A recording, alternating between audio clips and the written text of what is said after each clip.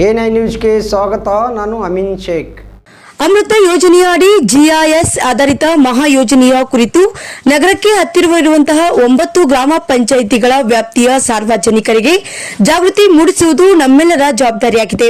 ಇದರಿಂದಾಗಿ ಗ್ರಾಮ ಪಂಚಾಯಿತಿಗಳು ಉನ್ನತೀಕರಣಗೊಳ್ಳಲು ಸಾಧ್ಯವಾಗುತ್ತದೆ ಎಂದು ಜಿಲ್ಲಾ ಪಂಚಾಯಿತಿ ಮುಖ್ಯ ಕಾರ್ಯನಿರ್ವಹಣಾ ಅಧಿಕಾರಿಗಳು ಆದಂತಹ ಋಷಿ ಆನಂದ್ ಅವರು ಹೇಳಿದರು.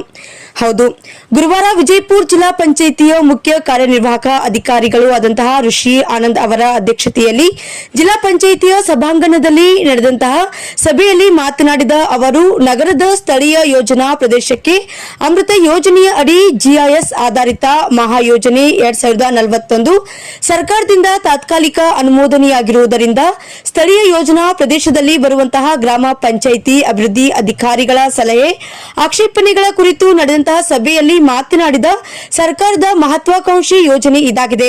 ಕೇವಲ 10 ವರ್ಷಗಳ ಹಿಂದೆ ನೋಡುವುದಾದರೆ ವಿಜಯಪುರ ನಗರವು ಪ್ರಸ್ತುತ ಬೃಹತ್ ಮಟ್ಟದಲ್ಲಿ ಅಭಿವೃದ್ಧಿ ಹೊಂದಿದೆ. ಇದೇ ನಿಟ್ಟಿನಲ್ಲಿ ನಗರದೊಂದಿಗೆ ಗ್ರಾಮ ಪಂಚಾಯಿತಿಗಳು ಸಹ ಅಭಿವೃದ್ಧಿ ಹೊಂದಬೇಕು ಎನ್ನುವುದೇ ಈ ಯೋಜನೆಯ ಮುಖ್ಯವಾದ ಉದ್ದೇಶವಾಗಿದೆ. ಮೂಲಭೂತ ಸೌಕರ್ಯಗಳು ಆದಂತಹ ನೀರು, ರಸ್ತೆ ನಿರ್ಮಾಣ, ವಿದ್ಯುತ್ ವ್ಯವಸ್ಥೆ, ಚರಂಡಿ ವ್ಯವಸ್ಥೆ, ಸಾರಿಗೆ ವ್ಯವಸ್ಥೆ, ಮಾರುಕಟ್ಟೆ ಬೆಳವಣಿಗೆ ಹಾಗೂ ಮುಖ್ಯವಾಗಿ ಹಿಂದುಳಿದಂತಹ ವರ್ಗಗಳ ಜನಾಂಗಕ್ಕೆ ಈ ಯೋಜನೆ ಹೆಚ್ಚು ಅನುಕೂಲವಾಗಲಿದೆ.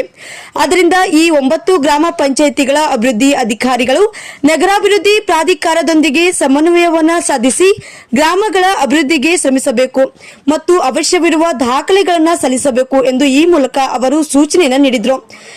ಅದರಂತೆ ಈ ಸಂದರ್ಭದಲ್ಲಿ ನಗರಾಭಿವೃದ್ಧಿ ಪ್ರಾಧಿಕಾರದ ಆಯುಕ್ತರು ಆದಂತಹ ರಾಜಶೇಖರ್ ಡಂಬಾಳ್, ವಿವಿಧ ಗ್ರಾಮ ಪಂಚಾಯಿತಿಗಳ ಅಭಿವೃದ್ಧಿ ಅಧಿಕಾರಿಗಳು ಹಾಗೂ ನಗರಾಭಿವೃದ್ಧಿಯ ಪ್ರಾಧಿಕಾರದ ಅಧಿಕಾರಿಗಳು, ಸಿಬ್ಬಂದಿ ವರ್ಗದವರು ಈ ಸಂದರ್ಭದಲ್ಲಿ ಉಪಸ್ಥಿತರಿದ್ದರು.